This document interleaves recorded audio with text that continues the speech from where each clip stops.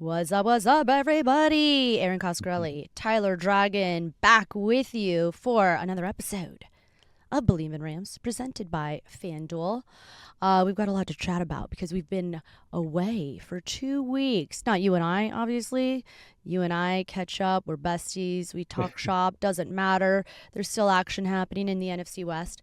But with regards to the Rams, in fact, that's why I look absolutely ridiculous. Was complaining No, you about don't. Stop. complaining about this. I'm in it's like a phone booth here Mm. at Rams Media headquarters. Anyways, apologize because lighting's not great, and that's not how I like to roll in my home studio. But how you doing, Ty? Hey, you're living a high life over there in Woodland Hills right That's now. right. This is a great temporary facility. The Rams are going to make sure they have a high tech facility here in the next few years. But I'm doing good.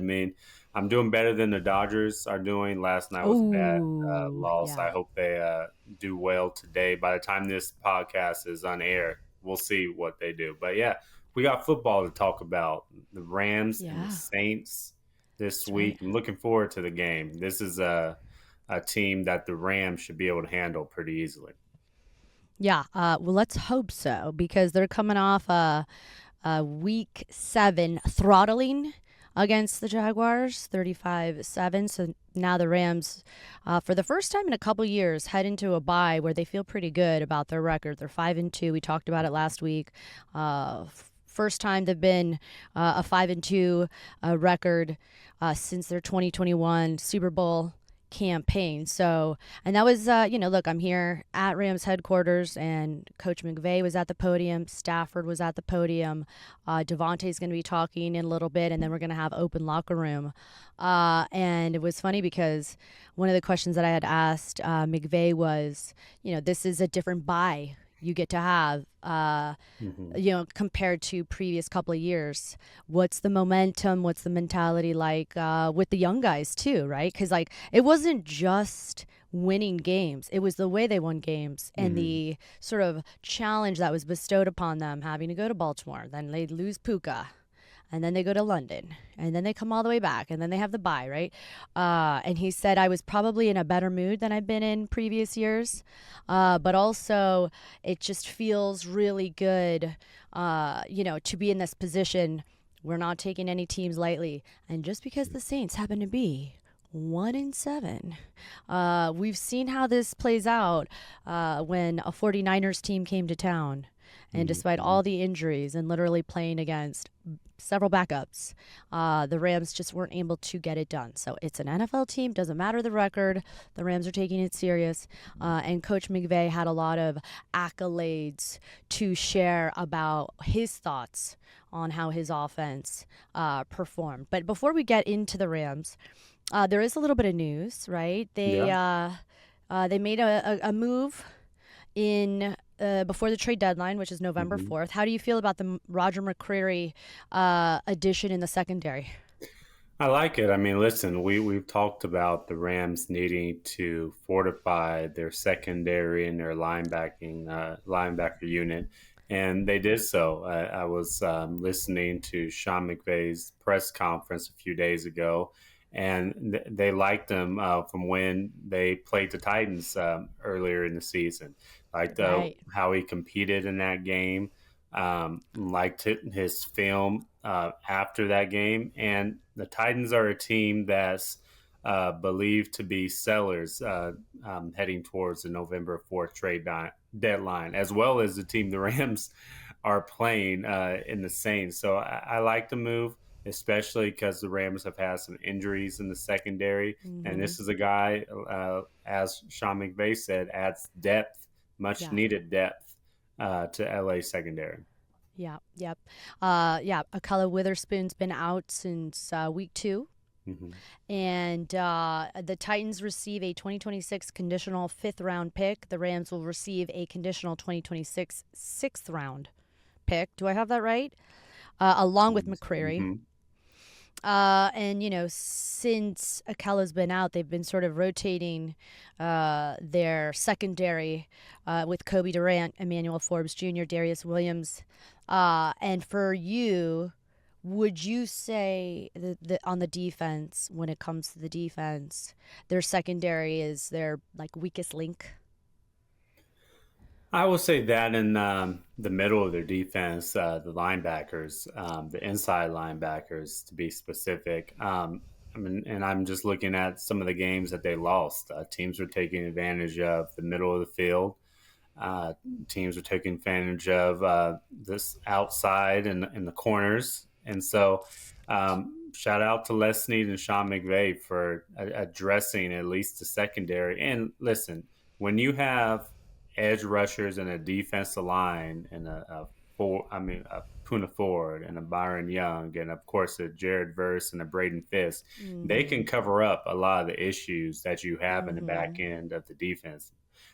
Jared Verse and Braden Fisk and Young are playing some of the best football right now of anybody at their position. So they're covering up a lot of the holes in the Rams' secondary and in the middle of their defense.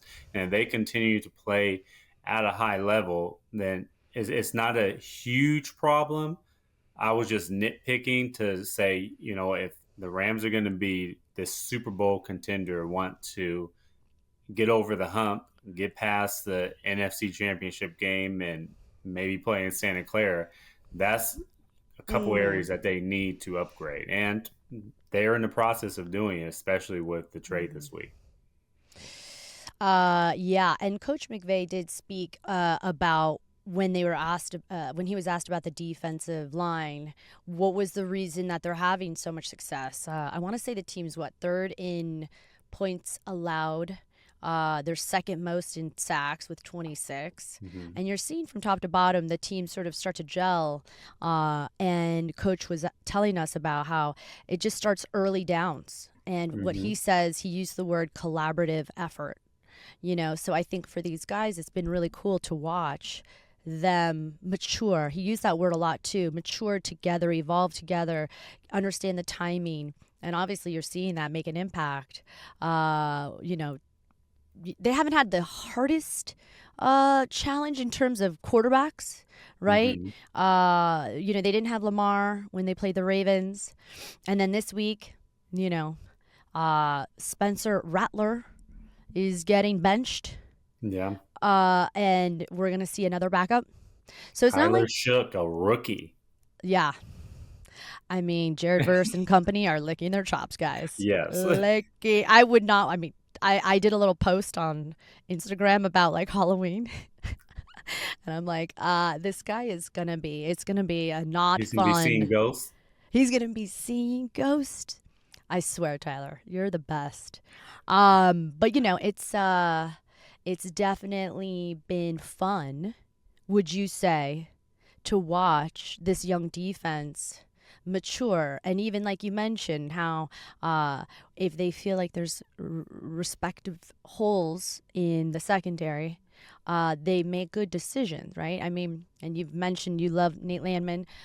He was a great addition. Puna Mm-hmm. Ford, a great addition. So as the team, you start to see sort of the identity unfold. And Chris Shula really feels like in his second season as a defensive coordinator, taking hold of this team. And we don't really talk about Aaron Donald anymore because he was, absent last year and we've moved on. But are you surprised to see how well this defense is doing without a guy that left such a void in number 99?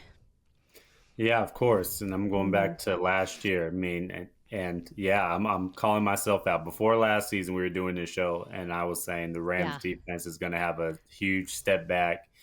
This might be a rebuilding year for the Rams because you lose a player like Aaron Donald. You can make a compelling case that he's the best defensive tackle in NFL history.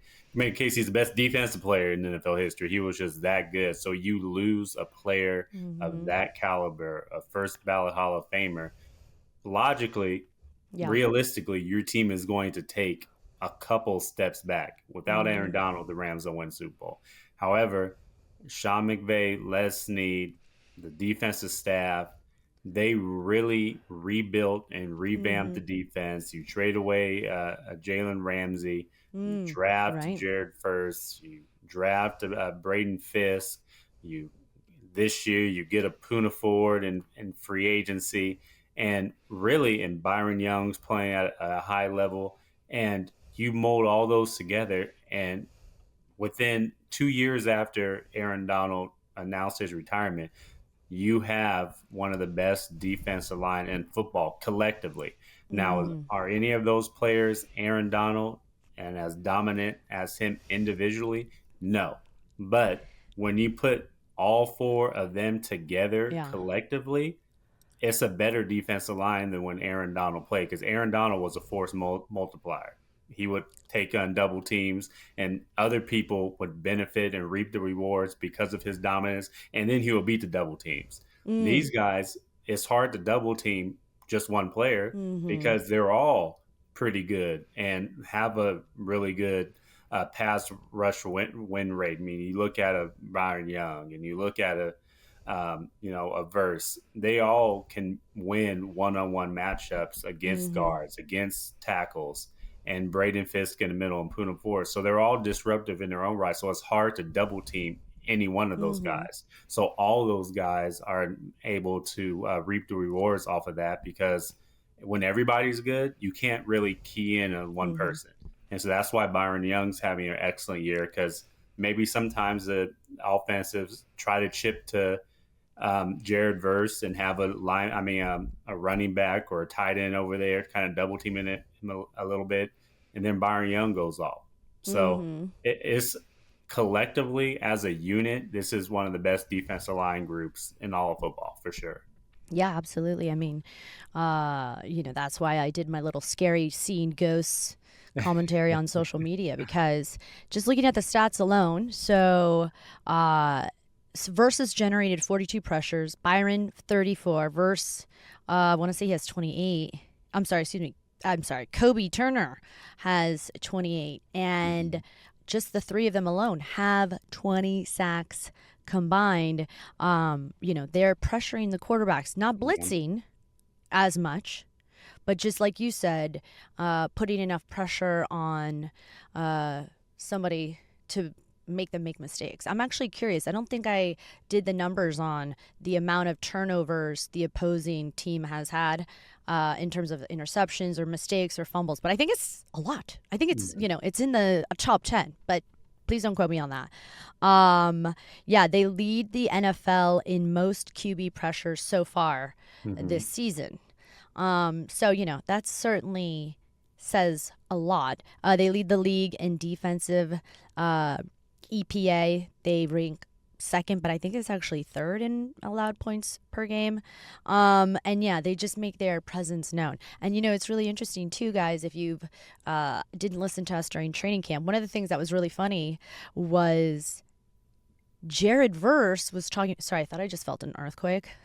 But then again, I'm in a telephone booth, so it could just be I don't, someone walking right next to I me. don't think so. I didn't feel anything. We're close enough where I would feel it, so I don't think so. Hopefully not. Fingers crossed. I know. Yeah, could be crazy. I don't know. It's growing up in LA, which you as well. It's never a surprise No. when the walls start shaking and it feels like an earthquake. But remember during training camp, do you remember when Jared Verse was asked about his training workout with Aaron Donald? And he was like, I want to call the police. So the fact that Aaron Donald, in his year of hanging it up and being retired, he is still amazing and dominant and surprising these young guys. And I think it helps having Yeah. a high motor, high octane mentor like Aaron Donald, who is pushing these guys post retirement. Yeah, and Sean McVay said that too, and alluded to that. He's Aaron Donald's still around, still a Yeah. mentor to these guys. These guys can call, text him, and he goes to the facility a lot. I've seen him at Rams home games multiple times this Yeah. season. So these guys can pick his brain Mm. and seek advice from him. And who better to seek advice from one of the best defensive players ever in NFL history? So that's just a testament to Aaron Donald. And yeah, the verse in Aaron Donald workout, that was one of the Oh, best offseason stories I know. that I can remember. And when Verse posted that picture, when I know that face, because that's how I look every day after I get done with the gym.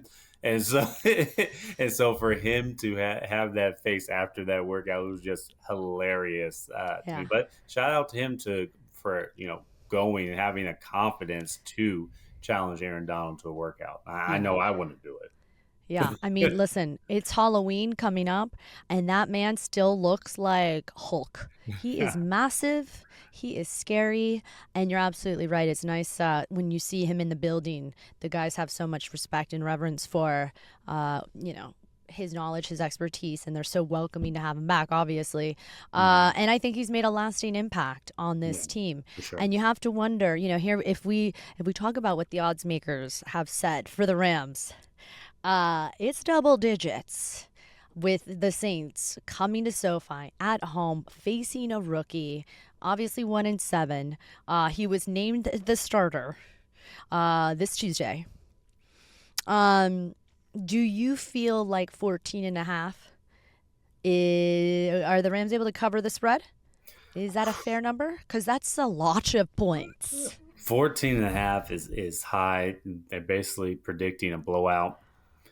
To me, I Yeah, feel like it's going to be slightly under. And yeah. I say that because sometimes it could either go either way. When you have a rookie quarterback, sometimes it can light a spark with the team, and the team can rally behind him. I.e., you look at the New York Giants, or and so on. Ooh. When Did you see what Sean Payton said, by the way? That was cray cray. right, right. Tea, spill the tea, Coach Payton. And then how about Russell Wilson's clapback? Who That was was in the great. wrong there? Tell me, who was in the wrong?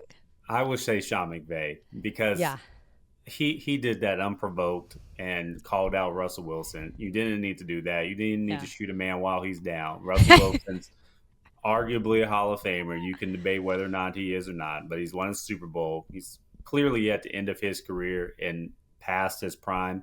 So just let Why him are we go taking off in the shots? sunset. Yeah, Why are we taking shots here? You yeah, know what I mean? Like, yeah, he yeah. knows what So he's come on. saying. Yeah, Yeah, so yeah. I think Sean Payton was in the wrong, but Sean Payton, this is not the first time he stuck his foot in his mouth. Oh no, but no, no. yeah, Yeah, but that's I digress. When going back to the Saints, that can kind of galvanize a team when a rookie yeah, quarterback is starting for the first time, and the whole team can rally behind them. But also, we've seen instances where it goes the other way, and the rookie's just in over his head, and just yeah, looks like the lights are way too bright for him. The yeah, thing that on the Rams side, why I'm book it that they're going to win, is the Saints, they're sellers at the trade deadline. A lot of people are yeah, talking about is Chris Olave available? Is any one of their defensive players available? Is Rashid Shaheed available? Alvin Kamara said he wants to stay in New Orleans, but people are calling to see if they'll trade him. So when you have a team like that that's going up in sell mode, rebuild mode, yeah, they're looking for next year, looking to acquire yeah, draft capital, looking to position themselves in the draft. And the Rams are a playoff caliber team trying to go for a Super Bowl. So that's why I feel like the Rams are definitely going to win. But 14 and a half feels yeah. like a bit much. Yeah, a little egregious, but you never know. Even if it's a rebuilding year for the Saints, it's still got to feel a little stressful if you're a rookie going up against that defensive line. Like you said, they're licking their Yeah. chops, they're padding their stats, and they have a lot to prove because of their youth, the resilience that they sort of had to navigate last year.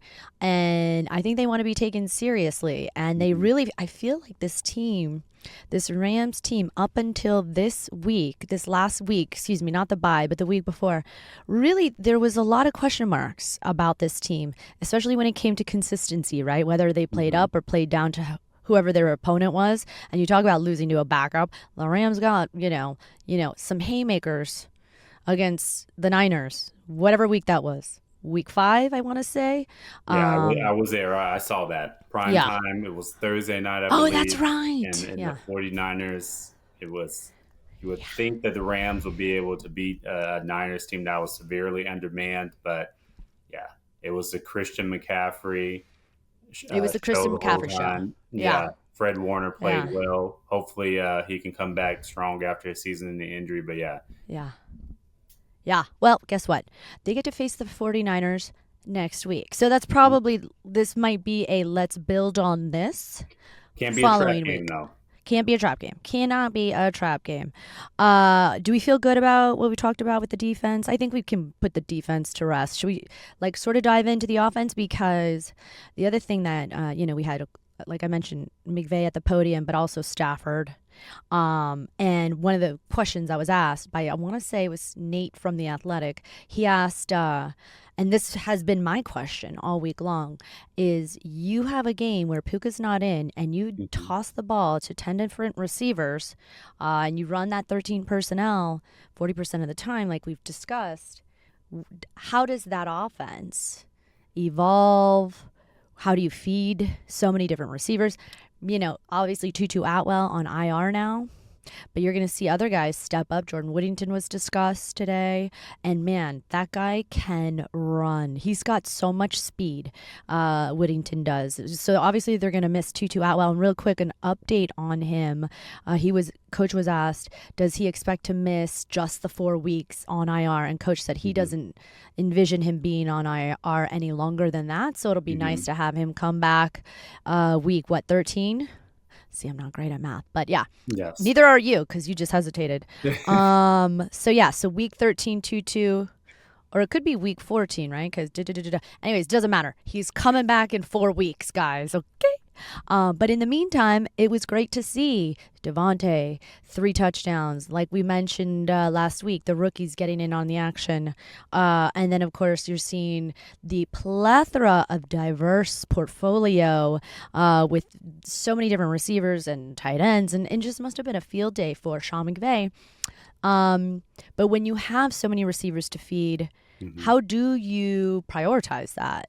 Do you envision moving forward, we're going to see the diversity that we saw now that Puka is most likely going to be available to play? He was practicing today, so is Rob Havenstein.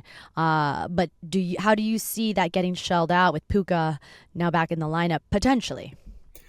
I would like to see again more 12 and 13 personnel, especially with Tutu Atwell Mm-hmm. not playing. I mean, you have to have 2 wide receivers on the field and that 12 personnel and 2 tight ends. And Puka Nacua, we've seen what he can do. And then Devontae Adams, how about how he performed without Nacua? So you have them on the field, and the Yeah. tight ends played great without Puka Mm-hmm. Nacua. I mean, those 13 personnel packages with 3 tight ends on the field, those were some of the best play designs and most successful plays that we've seen this Mm-hmm. season with the Rams, especially without Nacua against Jacksonville. So I can see the Rams and Sean McVay calling more jumbo packages with 2 and 3 Mm. tight ends, but as well and just featuring those 2 standout wide receivers on the field. I'm also going to be intrigued to see how Puka Nacua looks coming off that ankle injury. Mm. Yes, he's been cleared to play, but a lot of times, and I think we've talked about it with guests on this show, that ankle injuries can linger a Right. little while and it can go throughout the year. So, Right. is he as explosive? Can he create the separation? Is he feeling comfortable going in and out of breaks in that ankle? So, I want to keep a close eye on that, especially Yeah. his first week back. Yeah, and I guess the good news is he doesn't need to be rushed back, right? He's coming off the bye, got to Yeah. have a little time off there, and Hmm. then I don't think the Rams are too worried that they don't have the talent to compensate for Nuku, who doesn't need to play as much. And yeah, it's like, hey, it's the Saints. Not that I'm saying take them any lightly, just because it's the Saints, but it's the You're Saints. saying that. You're I'm saying saying I'm saying it, but I'm not saying it. You know what I that. mean? I asked you to do this for me, and because oh, here we go. I found it. Okay. I was wondering, like, what are the odds? Okay, so it's 14 and a half. Hmm. Over under is 43 and a half. That seems high, no? Like, you can't imagine that the rookie's going to be airing it out. They're going to be running the ball, no? I, It would not surprise me if the Rams put up 30 and maybe Oh, so that's your assessment. You're they like, they it's they, going to be they might have a bloodbath. 31 Yeah, to 16 or something like that, some sure. garbage points at the end. Yeah, They still do have Alvin Kamara. Maybe they can throw to yeah. him, hand the ball off a little bit. Maybe he can throw a prayer to Chris Olave or two. They can score some garbage points. I'd say about 30 to 16. So I have it like right Okay. at 14 points, not that 14 and a half threshold. Okay, but it's 43 and a half on FanDuel. So you're saying under? That's 40. That's 46. No, it I says mean, for no, 43 and a half, sir. I have 40. Yeah, I had 30 to 16 Listen here. I don't need you to tell me about math. I just asked over and under 43 and a half. So you're saying it's total it's points. over. Oh, Yes, interesting. over. Okay, I'm not going with that. I'm going it's under. I don't think it's Under. going to be a high scoring affair. I think What they're do you going to think? run the What's your score rock. prediction? No, we don't play this game. What's your score prediction? Okay, fine. I'm going to go. Watch me do the score prediction, and it's going to be over 43 and a half. I hope we edit this. That's that Um, USC education. Just exactly. I am a creative, okay? So logic defies me. I am not a left brain, I am a right brain. And my producer's going to kill us for going over because it's officially 28 minutes, but this is what we do and we have the best time. Okay, I'm going to go. I think you're right. I think it's going to be 24 to 6. Okay. You try so hard to I get under did. 40. Like, I know that if I do plus this minus that, listen here, okay? I was not here to be a statistician, mathematician, none of that, okay? I am here to dissect who I think will win the ball game. And look, Erin and Tyler both say that the Rams, fingers crossed, everything works out. Rams cruise. Yeah, Rams cruise through to another victory. And then, guys, the schedule doesn't get any easier. So they've got some tough games on deck. They've got the Niners. And then I think they have the Seahawks. Oh, no, they have the Bucks. Yeah. Anyways, either way, there's going to be some tough games on deck. So I think Sean McVay and company are going to want to try to clean things up, make their presence known, stack those wins, get those, make some moves and, get higher in terms of their division record. And they're doing just that. So we'll see how things go. But that's a wrap. I see everybody's leaving here. So I think I need to go because I've got to go interview some guys in the locker room. But that is another edition of Bleav in Rams presented by FanDuel. I'm Erin Coscarelli. That is Tyler Dragon. Guys, thanks for tuning in. See ya.